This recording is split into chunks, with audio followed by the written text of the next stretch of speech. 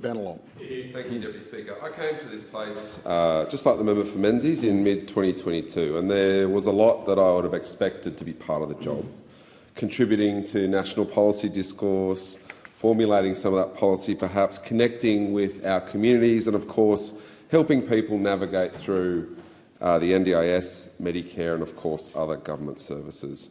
I didn't expect to be completely and utterly inundated with people crying out for help to get a simple document, their passport, renewed. After our office opened, we were receiving email after email, phone call after phone call from people who were desperate to get their passports to be able to go overseas.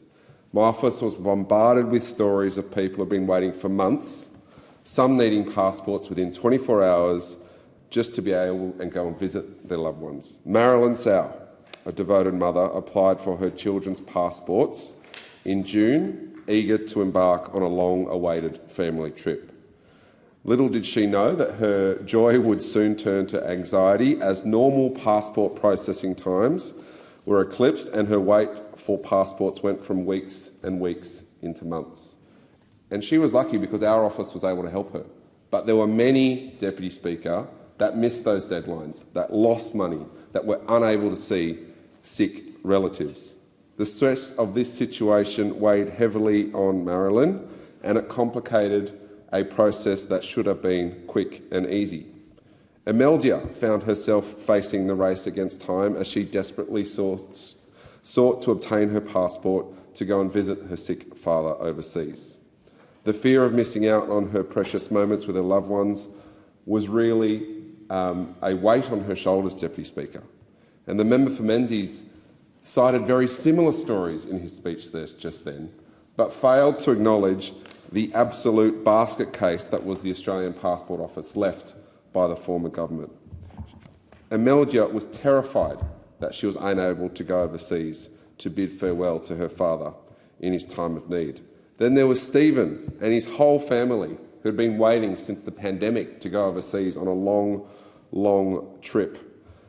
He was also stuck in the passport processing debacle which was left by the Liberals. And these aren't anecdotes, they are real stories, real emails, real phone calls to our office. Just 3 examples of scores of people across Bennelong and thousands across the community who were let down by the former government's negligence.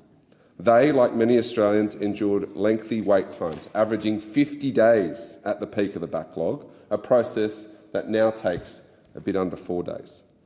The former Liberal government's failures to prioritise the processing of passports inflicted just unnecessary suffering on ordinary Australians. This was the legacy that was left by the former government, and yet they have the gall today to put up a motion about a report which reviewed how terribly they dealt with this predictable issue. That report laid bare the incompetence and disregard for proper planning characterised by the Liberals' 10 years in government. And it reinforces what many of us already know. The former government was more focused on themselves instead of doing their job. The report highlights the failure of the government to prepare for the surge of demand upon reopening borders. Despite warnings dating back to December 2020, the former government chose to ignore a very predictable uptick in passport applications. And the member for Bruce put it pretty clearly before, when you close the borders, passports expire. When you open them again, people want to go overseas and they want to renew their passports. And the Passport Office warned the government, do something about this, employ more staff, you're going to get more applications. And they ignored it. Families were separated. Individuals missed crucial life events.